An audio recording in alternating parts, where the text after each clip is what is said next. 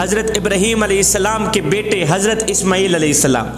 حضرت اسماعیل علیہ السلام جب جوان ہو گئے تو آپ نے قبیلہ جرہم میں شادی کر لی. شادی کی. ادھر سے باپ کو خیال آیا کہ کیوں نہ جا کے اپنے بیٹے کے حالات سے واقف ہو کے پوچھ کے ہوں بیٹے کی زندگی کیسی گزر رہی ہے, گزر بسر کیسی ہو رہی ہے, زندگی کے دن کیسے بیتے جا رہے ہیں.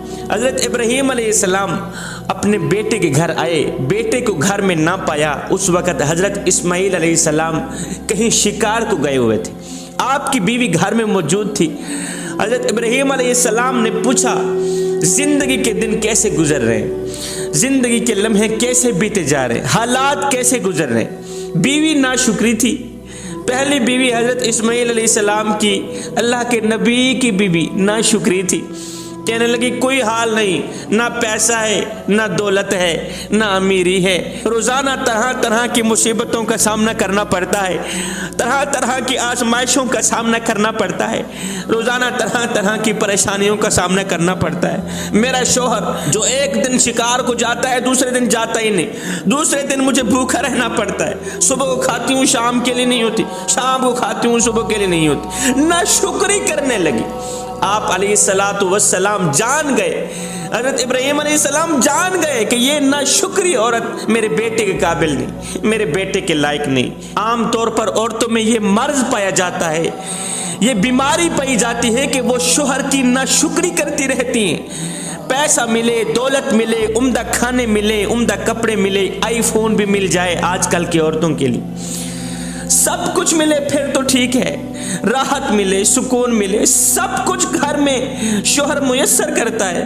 اگر شوہر ذرا سی بات پہ اس نے کوئی ایسی بات کہہ ڈالی, اگر شوہر غصے میں آ کر اس نے کوئی ایسی بات کہہ ڈالی جو بیوی کے مزاج کے خلاف تھی, تو بیوی باتوں باتوں پہ کہتی ہے میں نے اس گھر میں نہیں رہنا, مجھے کبھی سکون نہیں ملا, کبھی چین نہیں ملا, کبھی قرار نہیں ملا, ہر وقت افراتفری مچی رہتی, میں نے نہیں رہنا, میں جا رہی ہوں. اس طرح کی عورت کے بارے میں میرے حضور علیہ الصلوۃ والسلام نے ارشاد فرمایا, صحابہ میں نے جہنم میں عورتوں کی کثرت دیکھی, جہنم میں زیادہ عورتوں کو دیکھا ہے. پتہ ہے کس وجہ سے وہ جہنم میں گئی تھی؟ صحابہ کہنے لگے یا رسول اللہ عورتیں کس وجہ سے جہنم میں گئی؟ میرے حضور علیہ الصلوۃ والسلام نے فرمایا شوہر کی ناشکری, مزاجی خدا کی ناشکری, سرتاج کی ناشکری انہی جہنم میں لے گئی. پھر میرے حضور علیہ الصلوۃ والسلام نے فرمایا صحابہ میں تمہیں وہ عورتیں نہ بتاؤں جو جنت کی وارث بنیں گی؟ سبحان اللہ. صحابہ میں تمہیں وہ عورتیں نہ بتاؤں جو جنت کی وارث بنیں گی. صحابہ کہنے لگے حضور جلدی ارشاد فرمائیے. میرے حضور علیہ الصلوۃ والسلام نے ارشاد فرمایا صحابہ وہ عورت جو شوہر کی شکر گزار ہے, اللہ اکبر, وہ عورت جو شوہر سے ٹوٹ کے محبت کرتی ہے, ٹوٹ کے پیار کرتی ہے, شوہر سے عشق کرتی ہے, وہ عورت جنت کی وارث بنے. میری ماؤں, بہنوں, بیٹیوں, ایک لمحے کے لیے اپنے اندر اترو, ایک لمحے کے لیے اپنے باطن پہ اترو اور سوچو کہ تم شکر کی سواری پہ سوار ہو یا ناشکری کی دلدل میں پھنسی ہوئی. اگر تم شکر کی سواری پہ سوار ہو تو میں تمہیں مبارکباد دیتا ہوں اور خوشخبری دیتا ہوں کہ میرے حضور علیہ الصلوۃ والسلام نے تمہیں جنت کا وارث بنایا. وہ عورتیں جنت کی وارث بنیں گی جو عورتیں شوہر سے ٹوٹ کے محبت کرتی ہیں, شوہر کی شکر گزار ہیں. اگر شوہر غصے میں آ کے چھوٹی موٹی بات کہہ بھی دے تو جب شام ہوتی ہے نا, بیوی آ کے کہتی ہے میرے سرتاج میرا ہاتھ تیرے ہاتھ میں ہے, میں اس وقت اپنی آنکھوں کو نیند کے مزے سے لطف اندوز ہرگز نہیں ہونے دوں گی جب تک میرا سرتاج مجھ سے راضی نہیں ہوگا. تو یہ وہ عورتیں ہیں جن کو میرے اللہ نے جنت کا وارث بنایا ہے. قصہ مختصر, حضرت اسماعیل علیہ السلام کی بیوی ناشکری کرنے لگی. جاتے ہوئے حضرت ابراہیم علیہ السلام نے فرمایا جب تیرا شوہر آ جائے اسے میرا ایک پیغام دے دینا. وہ پیغام یہ ہے, اسے کہنا اپنے دروازے کی چوکھٹ بدل لینا, یہ چوکھٹ تیرے لیے فائدہ مند نہیں, یہ دنیا میں بھی ضلالت آخرت میں بھی ضلالت, یہ چوکھٹ تیرے لیے فائدہ مند نہیں, اپنی چوکھٹ بدل لینا. شام کو حضرت اسماعیل علیہ السلام گھر آئے, ابو جی کی آمد کی خوشبو پائی, آپ جان گئے کہ آج ابو جی تشریف لائے. حضرت اسماعیل علیہ السلام نے پوچھا آج کوئی بزرگ تو نہیں آئے تھے؟ کہا ایک بزرگ آئے تھے. تو پھر کیا بنا؟ وہ حالات پوچھنے لگے. میں نے انہیں کہا کہ روزانہ طرح طرح کی مصیبتوں کا سامنا کرنا پڑتا ہے, پریشانیوں کا سامنا کرنا پڑتا ہے. صبح کو کھاتے ہیں شام کے لیے نہیں ہوتی, شام کو کھاتے ہیں صبح کے لیے نہیں ہوتی. میں نے انہیں اپنے حالات سے آگاہ کیا تو جاتے ہوئے اس نے کہا اپنے شوہر کو کہہ دینا اپنے دروازے کی چوکھٹ بدل لینا. حضرت اسماعیل علیہ السلام جان گئے کہ یہ عورت میرے قابل نہیں. ابو جی نے اشارہ دے دیا یہ ناشکری عورت میرے قابل نہیں. حضرت اسماعیل علیہ السلام نے بیوی کو طلاق دے ڈالی, دوسری شادی کر لی. کچھ دن بعد باپ کو پھر خیال آیا جاؤں بیٹے کے حالات سے واقف ہوا ہوں, بیٹے کی زندگی کیسی گزر رہی. ابراہیم علیہ السلام ایک بار پھر بیٹے کے گھر آئے. اسماعیل علیہ السلام کو نہ پایا, بیٹے کو نہ پایا. آپ کی زوجہ محترمہ بیٹھی ہوئی تھی, بیوی بیٹھی ہوئی تھی. اس نے بسم اللہ پڑھ کر مہمان کو گھر میں بٹھایا, پانی پلایا. حضرت ابراہیم علیہ السلام نے پوچھا حالات کیسے چل رہے ہیں؟ کہا اللہ کا لاکھ لاکھ شکر ہے, مالک کا جتنا شکر کرو اتنا ہی کم. پریشانیاں آتی ہیں, اللہ کا لاکھ لاکھ شکر ہے, اللہ تعالیٰ اپنے کرم کی بدولت ٹال بھی دیتا ہے. صبح کو عزت کی روٹی مل جاتی ہے, شام کو عزت کی روٹی مل جاتی ہے. میں تو اللہ کا جتنا شکر ادا کروں اور اپنے شوہر کا جتنا شکر ادا کروں.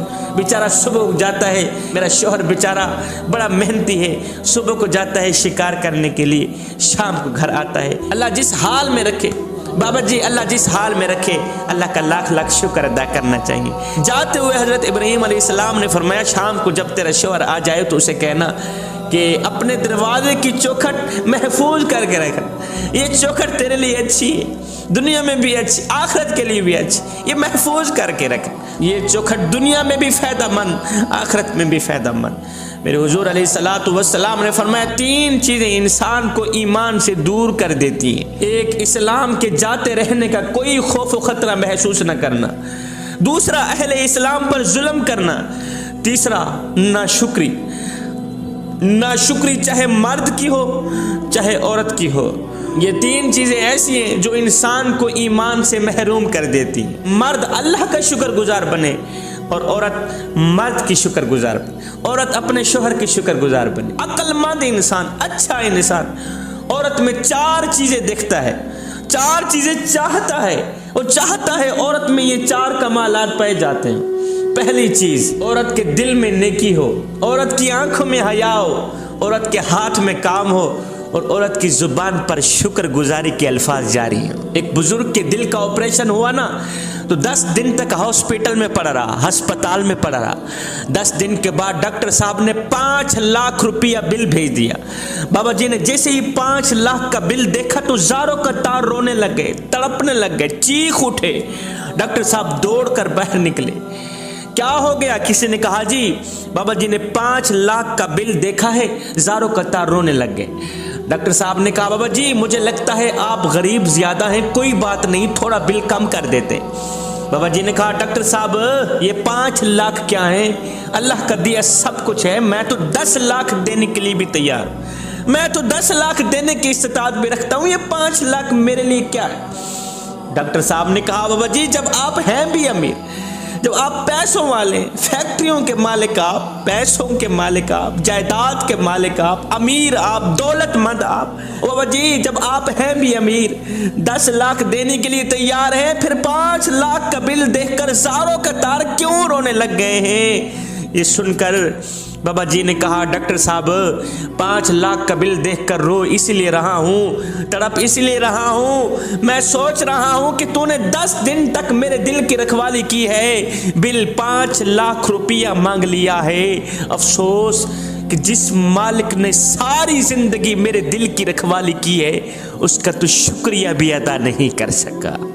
تو ہمیں ہر حال میں اللہ کا شکر ادا کرتے رہنا چاہیے.